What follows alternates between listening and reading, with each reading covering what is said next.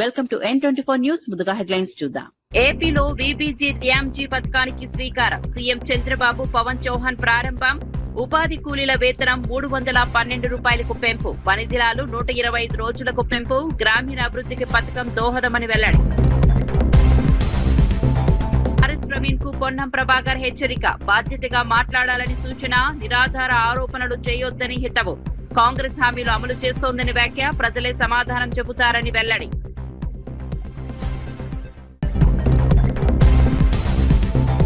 చంద్రబాబు నేర ర్యాకెట్ నడుపుతున్నారని జగన్ ఆరోపణ. పోలీస్ వ్యవస్థపై జగన్ తీవ్ర విమర్శలు. స్వతంత్ర విచారణ చేపట్టాలని డిమాండ్. సీసీటీవీ ఆధారాలు మాయమయ్యాయని ఆరోపణ. బాధ్యులపై చర్యలు తీసుకోవాలని డిమాండ్. అప్పుల లెక్కలు నిరూపిస్తానన్న మంత్రి జూపల్లి. టీఆర్ఎస్ నేతలకు బహిరంగ సవాల్. ఆధారాలతో చర్చకు సిద్ధమని వ్యాఖ్య. తప్పైతే రాజీనామా చేస్తానని ప్రకటన. ప్రజలను తప్పుదారి పట్టొచ్చిద్దని సూచన.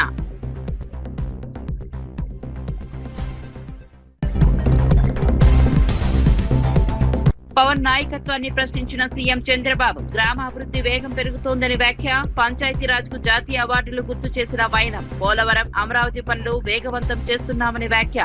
గ్రామీణ మౌలిక వసతులకు ప్రాధాన్యమిస్తున్నామని వెల్లడి. ఇక వార్త వివరాల్లోకి వెళ్తే, తిరుపతి జిల్లా ముక్కవారిపల్లెలో కేంద్ర ప్రభుత్వం ప్రవేశపెట్టిన వీబీజీ ర్యాంజీ పథకాన్ని ముఖ్యమంత్రి చంద్రబాబు నాయుడు, డిప్యూటీ సీఎం పవన్ కళ్యాణ్, కేంద్ర గ్రామీణాభివృద్ధి శాఖ మంత్రి శివరాజ్ సింగ్ చౌహాన్ సంయుక్తంగా ప్రారంభించారు. అనంతపురం సభా ప్రాంగణంలో మొక్కలు నాటి పర్యావరణ పరిరక్షణకు పిలుపునిచ్చారు. ఈ పథకం ద్వారా గ్రామీణ ఉపాధి హామీ కూలీలకు రోజువారీ వేతనాన్ని 312 రూపాయలకు పెంచడంతో పాటు ఏడాదిలో పని దినాలను 125 రోజులకు పెంచినట్లు వెల్లడించారు. గ్రామీణ పేదల జీవనోపాధిని మెరుగుపరచడం, ఉపాధి అవకాశాలను విస్తరించడం ఈ పథకం ప్రధాన లక్ష్యమని నాయకులు పేర్కొన్నారు. కేంద్ర, రాష్ట్ర ప్రభుత్వాల సమన్వయంతో గ్రామీణ అభివృద్ధికి కొత్త ఊపినివ్వనున్న ఈ పథకం ద్వారా గ్రామాల్లో మౌలిక వస్తువుల కల్పన, ఉపాధి భద్రత, ఆర్థికాభివృద్ధికి మరింత ప్రాధాన్యం లభిస్తుందని తెలిపారు. కార్యక్రమంలో ప్రజాప్రతినిధులు, అధికారులు, ఉపాధి కూలీలు పెద్ద సంఖ్యలో పాల్గొన్నారు.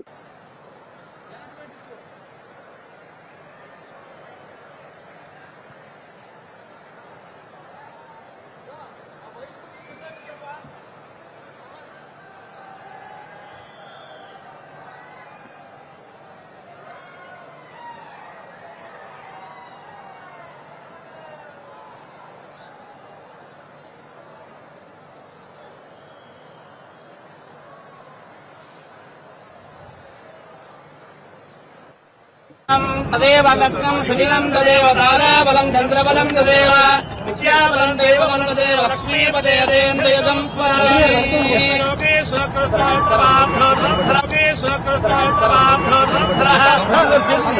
వైఎస్ఆర్సీపీ అధినేత వైఎస్ జగన్మోహన్ రెడ్డి రాష్ట్ర ప్రభుత్వం పోలీస్ వ్యవస్థపై తీవ్ర ఆరోపణలు చేశారు.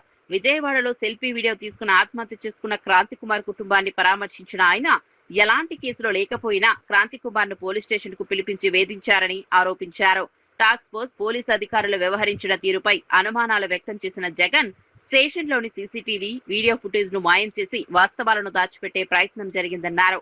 సిఐ, సిపి, డీజీపీ ఒకరినొకరు కాపాడుకుంటూ వ్యవస్థలను నిర్వీర్యం చేస్తున్నారని విమర్శించారు.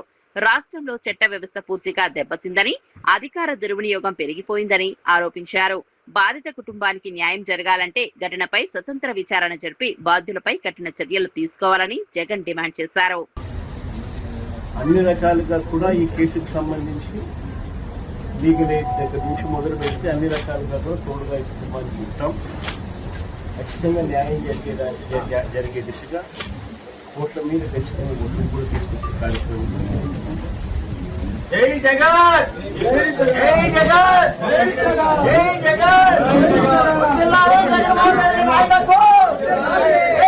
తెలంగాణ రాజకీయాల్లో మాటల యుద్ధం మరింత ముదిరైంది. బీఆర్ఎస్ నేత ఆర్ఎస్ ప్రవీణ్ కుమార్ చేసిన వ్యాఖ్యలకు రవాణా శాఖ మంత్రి పొన్నం ప్రభాకర్ ఘాటుగా స్పందించారు. ప్రజలను తప్పుదారి పట్టించేలా ఆరోపణలు చేయకుండా నాలుగు దగ్గర పెట్టుకుని మాట్లాడాలని బహిరంగంగా హెచ్చరించారు. రాజకీయ విమర్శలు హద్దులు దాటకూడదని, బాధ్యతాయుతంగా వ్యవహరించాలని సూచించారు. ఆధారాలు లేకుండా ప్రభుత్వంపై ఆరోపణలు చేయడం సరైంది కాదన్నారు. కాంగ్రెస్ ప్రభుత్వం ప్రజలకు ఇచ్చిన హామీల అమలుపై దృష్టి పెట్టి పనిచేస్తోందని, ప్రతిపక్షాలు వాస్తవాలను వక్రీకరించే ప్రయత్నం చేస్తున్నాయని విమర్శించారు. ప్రజలు అన్ని విషయాలను గమనిస్తున్నారని, రాజకీయ లబ్ధి కోసం చేసే విమర్శలకు తగిన సమాధానం ప్రజల నుంచే వస్తుందని మంత్రి పొన్నం ప్రభాకర్ తెలిపారు. మీ గతంలో నా దగ్గర పార్లమెంట్ సభ్యులు కదా, లక్ష్మణ్ కుమార్ ఏడికే కష్టపడి వచ్చిండు. వాళ్ళ నాయన నాగయ్య గారు సింగరేణి కార్మికుడిగా ఎంత కష్టపడితే ఇలా రాష్ట్ర మంత్రి అయింది. ఎందుకు పట్టగాల్సి మా మీద ఆరోపిస్తారు? మేము రాజకీయంగా ఎదగడం మీకు ఇష్టం లేదా? మా జిల్లా సంస్కృతిలో భాగంగా ఏమి ఇబ్బంది పెడతా ఉన్నాం? ఎక్కడైనా మేము మళ్ళీ చెప్తా ఉన్నాం, మేము అవినీతి చేసినట్టు నిరూపిస్తే నీ దగ్గర ఏ ఆధారం ఉన్నా, నిన్న లక్ష్మణ్ కుమార్ చెప్పినట్టుగా మేము గతంలో కూడా కరీంనగర్లో కానీ ఇతర సందర్భాల్లో చెప్పినాం, మేము ముగ్గురం ఇక్కడనే ముక్కు నేలకు రాసి మా యొక్క రాజీనామాలు ఇస్తాం. లేకపోతే మీరేం చేస్తారో చెప్పండి. ఛాలెంజ్ చేస్తా ఉన్నాం. ఊరికే ఎవ్వరు పడతాడు, వేలు పడతాడు, ఫోన్ తీసుకొని మాట్లాడితే రోజు జవాబు చెప్పాం. ఇది లాస్ట్ ప్రెస్ కాన్ఫరెన్స్. వస్తే శాసనసభకు రండి, లేదా ప్రెస్ క్లబ్ కు రండి. మంత్రులుగా, శాసనసభ్యులుగా, మాజీ మంత్రులుగా ఇప్పుడు శాసనసభ్యులు రండి, టైం చెప్పండి, బరాబర్ మేము వస్తాం.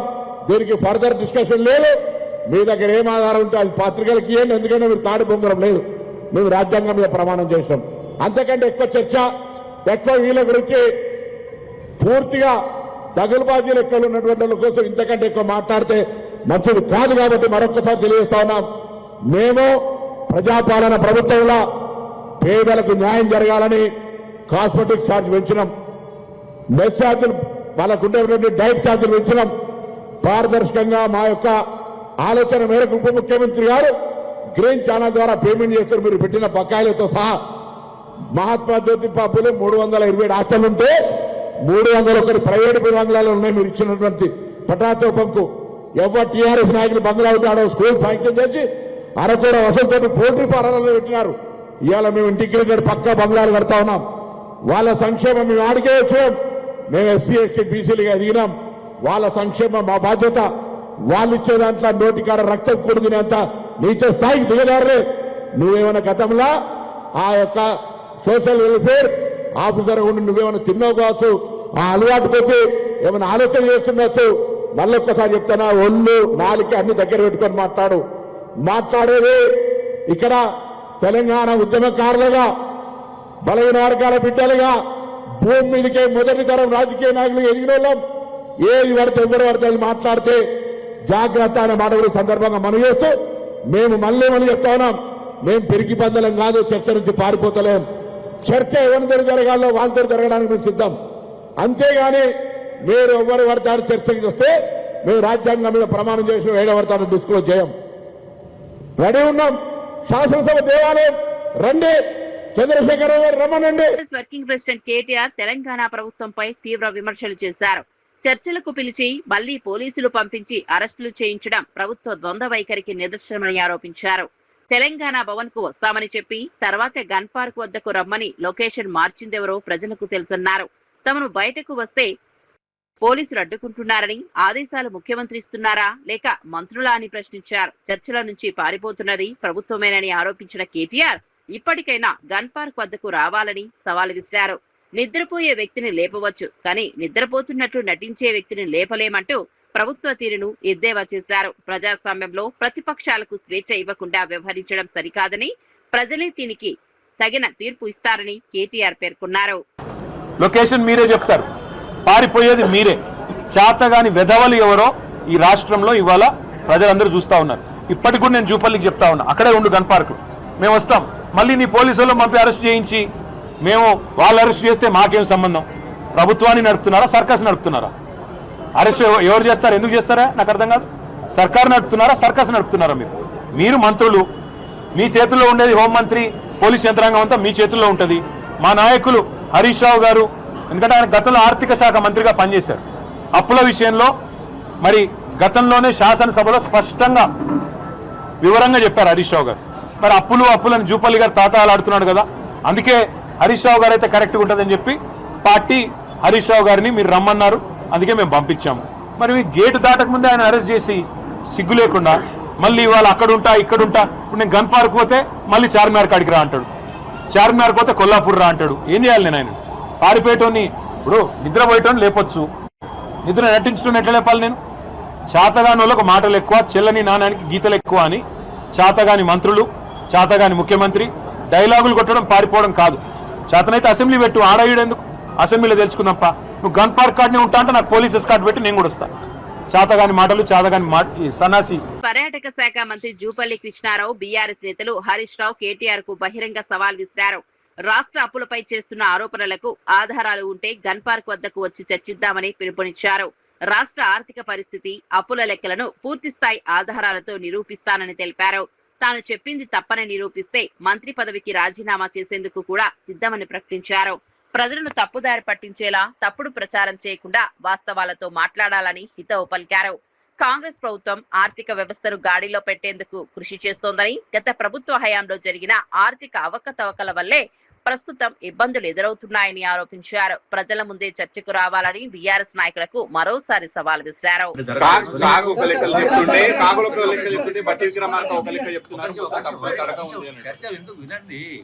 హరీష్ రావు ఇప్పుడు అమరం చేస్తూ వస్తుంది తెలిసింది 10 నిమిషాల్లో.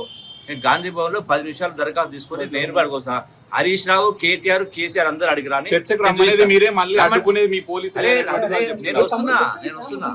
నేను వస్తున్నా కేసీఆర్ అని, కేటీఆర్ అని, హరీష్ రావు ముగ్గురు అని వాళ్ళ బామోదేరో ఎందుకు ఆల్రెడీ హరీష్ రావు బయలుదేరినట అమరావతి సభకు అడిగి. ఆ కేటీఆర్ బామోదేరో కూడా అడిగి రమ్మని చెప్పండి. నేను అక్కడికి అరగంట. తిరుపతి జిల్లా ముక్కావారిపల్లెలో నిర్వహించిన వీబీజీ రామ్జీ పథకం ప్రారంభోత్సవంలో డిప్యూటీ సీఎం పవన్ కళ్యాణ్ పాల్గొన్నారు. ఈ సందర్భంగా మాట్లాడుతూ పేదరిక నిర్మూలన, గ్రామీణాభివృద్ధి ప్రభుత్వ ప్రధాన లక్ష్యమని స్పష్టం చేశారు. గత 2 ఏళ్లలో గ్రామాల్లో చేపట్టిన అభివృద్ధి కార్యక్రమాలను వివరించిన ఆయన గ్రామీణ ప్రజల జీవన ప్రమాణాలు మెరుగుపడేలా ప్రభుత్వం నిరంతరం పనిచేస్తోందన్నారు.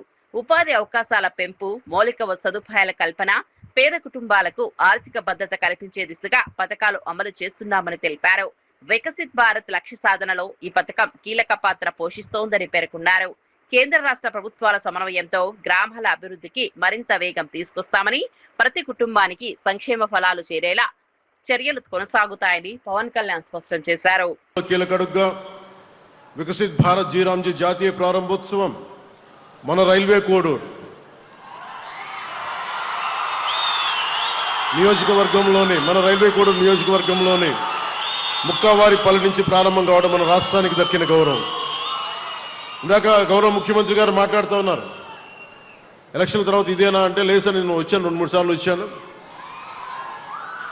ఇందాక రూపనందిని రెడ్డి గారు చెప్పింది ఖచ్చితంగా పరిగణలో ఉంది. అది యువతకి భవిష్యత్తుకి ఉద్యోగాలు అనేది. నేను ప్రత్యేకించి ఒక సమయం తీసుకొని నేను మీ యువతతోనే మాట్లాడుతున్నాను, ఇక్కడికి వచ్చే మాట్లాడతాను. ఇదే ప్రాంతంలో మైసూరావారిపల్లి నుంచి రాష్ట్ర వ్యాప్తంగా ఒకేసారి 13,326 గ్రామ సభలను నిర్వహించి ప్రజల భాగస్వామ్యంతో ప్రపంచ రికార్డు సృష్టించాం. అదే స్ఫూర్తితో ఈ జాతీయ కార్యక్రమానికి రైల్వే కోడూరుని వేదికగా ఎంచుకున్నాం. ఆంధ్రప్రదేశ్ అభివృద్ధికి ఎల్లప్పుడూ అండగా నిలుస్తున్న గౌరవ ప్రధానమంత్రి శ్రీ నరేంద్ర మోదీ గారికి, అలాగే నేను కోరిన వెంటనే ఈ జాతీయ కార్యక్రమాన్ని మన రాష్ట్రంలో ప్రారంభించేందుకు అంగీకరించిన రాజకీయ ఉద్దండులు, 4 మార్లు ముఖ్యమంత్రిగా చేసిన ధీరుడు కేంద్ర గ్రామీణాభివృద్ధి శాఖ మంత్రి శ్రీ శివరాజ్ సింగ్ చౌహాన్ గారికి హృదయపూర్వక ధన్యవాదాలు, కృతజ్ఞతలు తెలియజేస్తున్నాను. గ్రామీణ ఉపాధి, గ్రామాల ఆర్థికాభివృద్ధి, పేదరికం నిర్మూలన, స్వయం సమృద్ధి గ్రామాల నిర్మాణం లక్ష్యంగా గౌరవ ప్రధానమంత్రి శ్రీ నరేంద్ర మోదీ గారి నాయకత్వంలో కేంద్ర ప్రభుత్వం వికసిత్ భారత్ జీరామ్జీని తీసుకొచ్చింది. ఇది కేవలం ఒక పథకం కాదు, గ్రామీణ భారతదేశ భవిష్యత్తును మార్చే ఒక మిషన్. ఈ పథకం ద్వారా 100 రోజుల ఉపాధిని 125 రోజులకి పెంచడం చాలా చాలా గొప్ప నిర్ణయం. ఉపాధి శ్రామికులకి అదనంగా ఇంకొక 25 రోజులు ఉపాధి భరోసా కల్పించడం, వారి ద్వారా వారి కుటుంబాలకి మరింత ఆర్థిక భద్రత లభించనుంది. జీరామ్జీ పథకం ద్వారా ముఖ్యంగా రైతుల అవసరాలను దృష్టిలో పెట్టుకొని మరి పంటల సాగు సమయంలో శ్రామికుల కొరత రాకుండా వ్యవసాయ సీజన్లో 60 రోజుల విరామం కల్పించడం, ఇది రైతులకి చాలా చాలా ఉపయోగపడే నిర్ణయం. 26-27 సంవత్సరానికి కేంద్ర ప్రభుత్వం తన వాటాగా 7,707 కోట్లు కేటాయించింది. దేశంలో ఇందాక చెప్పినట్టుగా ఇది 3వ అతిపెద్ద కేటాయింపు. రాష్ట్ర ప్రభుత్వం వాటాతో కలిపి ఆంధ్రప్రదేశ్లో ఈ కార్యక్రమం అమలుకు మొత్తం 12,845 కోట్ల వ్యయం ఖర్చు చేయనున్నాం. గత 2 ఏళ్లలో ఉపాధి హామీ నిధులను సమర్థవంతంగా వినియోగిస్తూ మంగళగిరిలో నిర్వహించిన మీడియా సమావేశంలో ఎమ్మెల్యే సోమిరెడ్డి చంద్రమోహన్ రెడ్డి మాజీ ముఖ్యమంత్రి వైఎస్ జగన్మోహన్ రెడ్డిపై తీవ్ర విమర్శలు చేశారు. జగన్ కు అసలు ఏమి కావాలో ఆయనకే తెలియదని ఎద్దేవా చేశారు. జేబులో తుపాకీ, చేతిలో గొడ్డలి ఉండాలని కోరుకుంటున్నట్లుగా ఆయన రాజకీయాలు ఉన్నాయని వ్యాఖ్యానించారు. 3 రాజధానుల ప్రతిపాదనను కూడా విమర్శిస్తూ 3 రాజధానులు అంటే చివరకు మంగళగిరిలో నిర్వహించిన మీడియా సమావేశంలో ఎమ్మెల్యే సోమిరెడ్డి చంద్రమోహన్ రెడ్డి మాజీ ముఖ్యమంత్రి వైఎస్ జగన్మోహన్ రెడ్డిపై తీవ్ర విమర్శలు చేశారు. జగన్ కు అసలు ఏమి కావాలో ఆయనకే తెలియదని ఎద్దేవా చేశారు. జేబులో తుపాకీ, చేతిలో గొడ్డలి ఉండాలని కోరుకుంటున్నట్లుగా ఆయన రాజకీయాలు ఉన్నాయని వ్యాఖ్యానించారు. 3 రాజధానుల ప్రతిపాదనను కూడా విమర్శిస్తూ 3 రాజధానులు అంటే చివరకు 11 సమస్యలు వస్తాయని అన్నారు. రాష్ట్ర అభివృద్ధికి అమరావతి శాశ్వత రాజధానిగా ఉండాలని పేర్కొన్నారు. రాబోయే ఎన్నికల్లో వైఎస్ఆర్సీపీ 3 స్థానాలు కూడా గెలవలేని పరిస్థితి వస్తుందని జోష్యం చెప్పారు. ప్రజలు ఇప్పటికే వైసీపీ పాలనను తిరస్కరించారని, అభివృద్ధి రాజకీయాలకు మాత్రమే మద్దతు ఇస్తారని సోమిరెడ్డి పేర్కొన్నారు. క్వాంటమ్ వ్యాలీ వచ్చేసేసింది, మొత్తం ఇండస్ట్రీస్ వరుస లిస్ట్ ఉన్నాయి. ఇక్కడ ఇవన్నీ National Institute of Design NID AP వచ్చింది, All India Institute of Medical Sciences AIIMS వచ్చింది, School of Planning and Architecture వచ్చింది, Central Institution of Tool Design వచ్చింది, ఇగ్నో రీజనల్ సెంటర్ వచ్చింది, క్వాంటమ్ ఏఐ యూనివర్సిటీ వచ్చింది. ఇవన్నీ చదవాలంటే జాతీయ అంతర్జాతీయ స్థాయి ప్రైవేట్ డీమ్డ్ యూనివర్సిటీస్ వచ్చినాయి. International universities of legal education and research వచ్చింది. ఎన్విడియా భాగస్వామ్యంతో ఏఐ యూనివర్సిటీ. వీటన్నిటినీ రావటము జీర్ణించుకోలేకపోతున్నాడు. దేశం మొత్తం ముక్త కంఠంతో అమరావతికి మద్దతుగా నిలబడటం జీర్ణించుకోలేకపోతున్నాడు. అదేమంటే మావిగన్, నీ పేరులో జా ప్లస్ గన్ ఉంది నీ పేరులో, అక్కడ మావి ప్లస్ గన్, రాజధానిలో కూడా గన్ కావాలని చెప్తున్నాను. అంటే నీకు జోబిల్లో గన్ కావాలా, చేతిలో గొడ్డలి కావాలా? ఏంటి కర్మ ఏంటి అంట. రాజకీయ పార్టీలు, అధికార పార్టీ, ప్రతిపక్ష పార్టీలు ఉంటాయి, విమర్శలు ప్రతి విమర్శలు ఉంటాయి, కానీ రాష్ట్రం నాశనం అయిపోవాలా. నేను ఒక్క ఎగ్జాంపుల్ చెప్తా. 50,000 ఎకరాలు రాష్ట్ర కేంద్ర ప్రభుత్వాలు మోర్ దాన్ 50,000 crores ఖర్చు పెడుతున్నాయి, 1,000 కోట్లు ప్రైవేట్ ఇన్స్టిట్యూషన్స్ పెడుతున్నాయి. ఒక్క సింపుల్ చెప్తాను, ఒక 10 కోట్లు అనుకోండి పెట్టుబడులు, భూమి వాల్యూ, ఇన్స్టిట్యూషన్స్, బ్యాంకులు, construction, secretariat, assembly, high court, quarters, జడ్జీల క్వార్టర్స్ అన్నీ కలిపి పోమనండి ఎకరాకి 10 కోట్లు అనుకోండి. ఎన్ని లక్షల కోట్లు? 5 లక్షల కోట్లు. జస్ట్ నేను చెప్పేది జస్ట్ అంటే అది 10 లక్షల కోట్ల, 20 లక్షల కోట్ల, ఒకవేళ ఆ నాలెడ్జ్ ఉండేవాళ్ళు చెప్తారు. లక్షల కోట్లు ప్రజల ఆస్తినికి నేను వ్యతిరేకం అని చెప్పేదని నీకు సిగ్గులేదా అంట. నేను నీకు ఎట్టొచ్చింది ఆ మనసు అంట. ఏంటి నీ ఆలోచన అంట. నువ్వు పిల్ల చేష్టాలు చేస్తుంటే అమరావతి ఆ ప్రాంత ప్రజలని నాశనం చేయాలా, రాష్ట్ర ప్రజల ఆస్తి, లక్షల కోట్ల ఆస్తిని ధ్వంసం చేయాలని చెప్పేసి నువ్వంటే. తెలుగు రాష్ట్రాల్లో మోస్ట్ వాంటెడ్ అంతర్రాష్ట్ర గజ దొంగ పుష్పి శ్రీకాంత్ ను నల్గొండ పోలీసులు అరెస్ట్ చేశారు. అరెస్టు సమయంలో నిందితుడు ప్రతిఘటించి హెడ్ కానిస్టేబుల్ విష్ణువర్ధన్ గిరిపై దాడి చేయడంతో ఆయనకు గాయాలయ్యాయి. పరిస్థితి అదుపు తప్పడంతో పోలీసులు ఆత్మరక్షణ కోసం కాల్పులు జరపగా నిందితుడి కాలికి బుల్లెట్ గాయమైంది. అనంతరం అతన్ని అదుపులోకి తీసుకుని ఆసుపత్రికి తరలించారు. జిల్లా ఎస్పీ శరత్ చంద్ర పవార్ వివరాలు వెల్లడిస్తూ నిందితుడిపై ఆంధ్రప్రదేశ్, తెలంగాణ రాష్ట్రాల్లో కలిపి మొత్తం 42 కేసులు నమోదై ఉన్నాయని తెలిపారు. గతంలో కానిస్టేబుల్ హత్య కేసులో కూడా శ్రీకాంత్ నిందితుడిగా ఉన్నాడన్నారు. ఈ అరెస్టుతో పలు దోపిడీ కేసులు వెలుగులోకి వచ్చే అవకాశం ఉందని, విచారణ కొనసాగుతోందని పోలీసులు వెల్లడించారు. చూస్తే ఆంధ్రప్రదేశ్ లో కూడా ఒక 7 దొంగతనాల్లో ఇవన్నీ కూడా మనకి ఫింగర్ ప్రింట్ వచ్చిన కేసులు, ఇవన్నీ మొత్తం కలిపి ఒక 42 కేసులు ఇతను ఇవాళ కన్ఫ్యూజ్ చేయడం జరిగింది. ఈ బుష్మి శ్రీకాంత్ అనే పర్సన్ ని మనము గత కొన్ని రోజుల నుంచి కూడా ట్రాక్ చేసుకుంటూ గుంటూరులో ఒక దొంగతనం అయింది అని చెప్పేసి మనకి 5 రోజుల క్రితం సమాచారం వస్తే దాని బేసిస్ మీద మనం ట్రాక్ చేసుకుంటూ ఇవాళ ఎర్లీ మార్నింగ్ అంటే నిన్న రాత్రి సుమారు 11:45 మన outer ring road exit number 12 Bengaluru gate దగ్గర ఈ వెహికల్ ని మనం ఇంటర్సెప్ట్ చేయడం జరిగింది. ఇంటర్సెప్ట్ చేసే సమయంలో మన సిసిఎస్ ఇన్స్పెక్టర్ గారి ఆధ్వర్యంలో ఒక టీము ప్లస్ ఇంకొక టీము ఎస్ఐ నిడమూరు ఆధ్వర్యంలో ఇంకో టీము ఈ రెండు ఇంటర్సెప్ట్ చేసే సమయంలో విజయ్ కుమార్ ఎస్ఐ నిడమూరు ఎస్ఐ వాళ్ళ టీం కి ఆంధ్రప్రదేశ్ డిప్యూటీ సీఎం పవన్ కళ్యాణ్ నాయకత్వంలో గ్రామీణ అభివృద్ధి కార్యక్రమాలు వేగంగా జరుగుతున్నాయని ముఖ్యమంత్రి చంద్రబాబు నాయుడు ప్రశంసించారు. ఒకేసారి గ్రామ సభలు నిర్వహించి గిన్నీస్ వరల్డ్ రికార్డు సృష్టించిన ఘనత పవన్ కళ్యాణ్ కి దక్కిందన్నారు. పంచాయతీరాజ్ శాఖకు 5 జాతీయ అవార్డులు తీసుకొచ్చి దేశంలోనే 2వ స్థానంలో నిలిపారని కొనియాడారు. గ్రామాల అభివృద్ధి, పారదర్శక పాలన, ప్రజల భాగస్వామ్యంతో ప్రభుత్వం ముందుకు సాగుతోందన్నారు. కేంద్ర ప్రభుత్వ సహకారంతో అమరావతి రాజధాని నిర్మాణం, పోలవరం ప్రాజెక్టు పనులను వేగవంతంగా పూర్తి చేస్తామని స్పష్టం చేశారు. రాష్ట్ర అభివృద్ధే ప్రభుత్వ లక్ష్యమని, గ్రామీణ మౌలిక వస్తువుల బలోపేతానికి మరిన్ని కార్యక్రమాలు చేపడతామని తెలిపారు. ప్రజల విశ్వాసాన్ని నిలబెట్టేలా ప్రభుత్వం పనిచేస్తోందని సీఎం చంద్రబాబు పేర్కొన్నారు. ఇంకో పక్కన 87 రకాల పనులు 4,500 కోట్లతో ఒక టైం బౌండ్ ప్రోగ్రాం పెట్టుకొని పూర్తి చేశారు. 7,000 కిలోమీటర్ల మేర సీసీ రోడ్లు, 40,000 గోకులాలు, 15,500 నీటి తొట్టెలు, 1,07,000 ఫామ్ పాండ్స్, 1,373 కిలోమీటర్లు గిరిజన ప్రాంతాల్లో రోడ్లేసి గిరిజనులు ఆదుకున్న వ్యక్తి పవన్ కళ్యాణ్ గారని చెప్పి నేను మీకు తెలియజేస్తున్నా. 1,66,000 ఎకరాల్లో పండ్ల తోటల అభివృద్ధికి దోహదం చేశారు. 55.44 కోట్ల పని దినాలు కల్పించారు. ఇప్పటి వరకు 16,695 కోట్లు ఖర్చు పెట్టారు. ఈ సంవత్సరం మరో 10,000 కోట్ల రూపాయలు ఖర్చు పెట్టి చరిత్ర సృష్టించబోతున్నారు.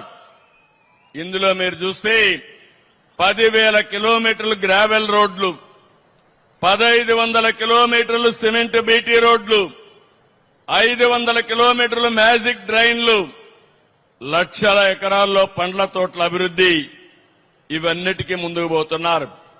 ఈసారి మళ్లీ రైతులకు ఉపయోగపడే విధంగా డొంక రోడ్లకు కూడా ప్రాధాన్యత పెడతాం. మీ పొలాలకు రోడ్లేసే బాధ్యత ఈ ప్రభుత్వం తీసుకుంటుందని మీ అందరికీ హామీ ఇస్తున్నా. ఈ రోజు మీరు చూసినప్పుడు స్వచ్ఛ పంచాయతీ అనేక రిఫార్మ్స్ తీసుకొచ్చారు. 2025లో పంచాయతీరాజ్ శాఖకి 5 జాతీయ అవార్డులు తెంపించి దేశంలోనే నెంబర్ 2వ స్థానాన్ని తెచ్చినటువంటి పవన్ కళ్యాణ్ గారిని అభినందిస్తున్నానని చెప్పి కూడా నేను మీకు తెలియజేస్తున్నా. ఈ సందర్భంగా కేంద్రాన్ని కూడా మనం అభినందించాలి. 2 ఏళ్లకు మునుపు వెంటిలేటర్ పైన ఉన్నాం, చాలా ఇబ్బందుల్లో ఉన్నాం. నేను, పవన్ కళ్యాణ్ గారు, నరేంద్ర మోడీ గారి యొక్క నాయకత్వంలో రోజు చెప్పాం, రాష్ట్ర పునర్నిర్మాణం చేస్తామన్నాం, పూర్వ వైభవం తెస్తామన్నాం, మీకు మెరుగైన అభివృద్ధి చేసి చూపిస్తామని 2 ఏళ్లలో మాట నిలబెట్టుకున్న ప్రభుత్వం ఎన్డీఏ ప్రభుత్వం. అవునా కాదని ఒకసారి ఆలోచించుకోవాలి. ఇంకొక పక్కన మీరు చూస్తే 93 కేంద్ర స్కీములు నిర్వీర్యం చేశారు. అవన్నీ ఈరోజు మళ్లీ ఘాట్లో పెట్టాం. జల్ జీవన్ మిషన్, ఇంటింటికి కొళాయి ద్వారా నీళ్లు ఇవ్వడం, దీన్ని కూడా నిర్వీర్యం చేస్తే. ఆంధ్రప్రదేశ్ ఐటీ విద్యాశాఖ మంత్రి నారా లోకేష్ తిరుమల శ్రీ వెంకటేశ్వర స్వామిని దర్శించుకున్నారు. ఆలయానికి చేరుకున్న ఆయనకు టీటీడీ అధికారులు, అర్చకులు సంప్రదాయబద్ధంగా స్వాగతం పలికారు. అనంతరం శ్రీవారికి ప్రత్యేక పూజలు నిర్వహించి మొక్కులు చెల్లించుకున్నారు. దర్శనం అనంతరం రంగనాయకుల మండపంలో వేద పండితులు ఆశీర్వచనం అందించగా టీటీడీ అధికారులు స్వామివారి తీర్థ ప్రసాదాలు, శేషవస్త్రాలను అందజేశారు.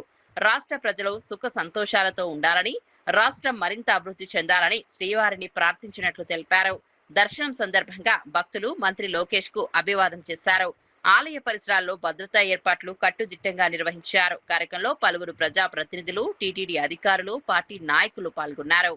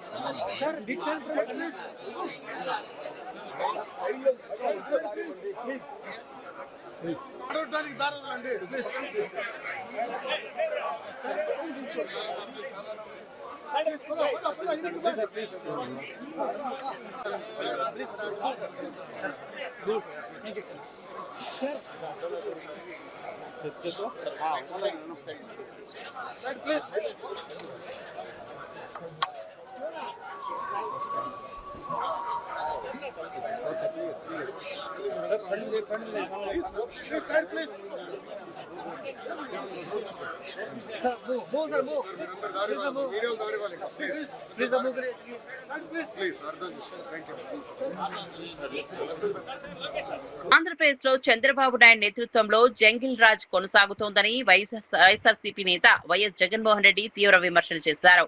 విజయవాడలో పోలీసుల వేధింపుల కారణంగా ఒకరు ఆత్మహత్య చేసుకోవడం, మరొకరు లాకప్ డెత్ కు గురి కావడం బాధాకరమన్నారు. రాష్ట్రంలో పోలీసులు అధికార పార్టీ ఒత్తిళ్లకు లోనై వ్యవహరిస్తున్నారని ఆరోపించారు. చట్ట వ్యవస్థ పూర్తిగా క్షీణించిందని, ప్రజలకు రక్షణ లేకుండా పోయిందని విమర్శించారు. పోలీసుల అరాచకాలు రోజురోజుకు పెరిగిపోతున్నాయని, బాధితులకు న్యాయం జరగడం లేదన్నారు. ప్రజాస్వామ్య విలువలను కాపాడాల్సిన ప్రభుత్వం వాటిని తొంగలో తొక్కుతోందని మండిపడ్డారు. ఈ ఘటనలపై సమగ్ర విచారణ జరిపి బాధ్యులపై కఠిన చర్యలు తీసుకోవాలని జగన్ డిమాండ్ చేశారు.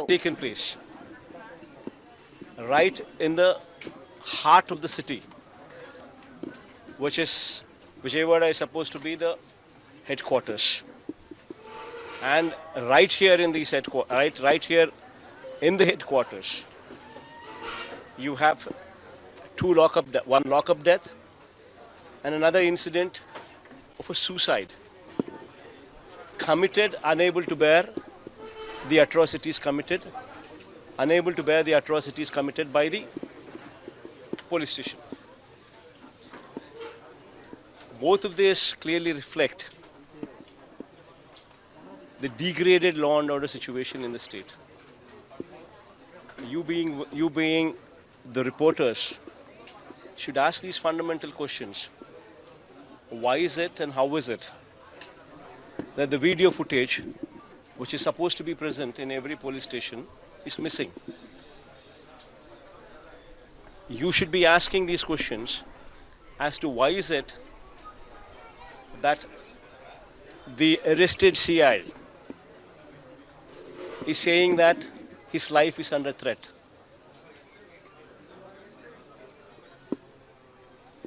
Clearly indicating that there is a bigger conspiracy which has taken place. You should also try and understand as to why repeated complaints given to the Commissioner of Police were put in the dustbin. And why is it that these kind of incidents have surfaced after 46 days of hush-up? And finally, when they were blown out of proportion, and finally when I had come here to visit these people. Hyderabad లోని శంషాబాద్ రాజీవ్ గాంధీ అంతర్జాతీయ విమానాశ్రయంలో నకిలీ వీసాల వ్యవహారం కలకలం రేపుతోంది. ఆంధ్రప్రదేశ్ తూర్పు గోదావరి జిల్లాకు చెందిన 20 మంది మహిళలు ఒమాన్ ఎయిర్వేస్ విమానంలో మస్కట్ వెళ్లేందుకు విమానాశ్రయానికి చేరుకున్నారు. ఎమిగ్రేషన్ తనిఖీల సమయంలో వారు సమర్పించిన వీసాలను అధికారులు పరిశీలించగా అవి నకిలీవని గుర్తించారు. వెంటనే అప్రమత్తమైన ఇమిగ్రేషన్ అధికారులు మహిళలను అదుపులోకి తీసుకుని Shamshabad airport crime out post పోలీసులకు అప్పగించారు. అనంతరం వారిపై చట్టపరమైన చర్యలు ప్రారంభించారు.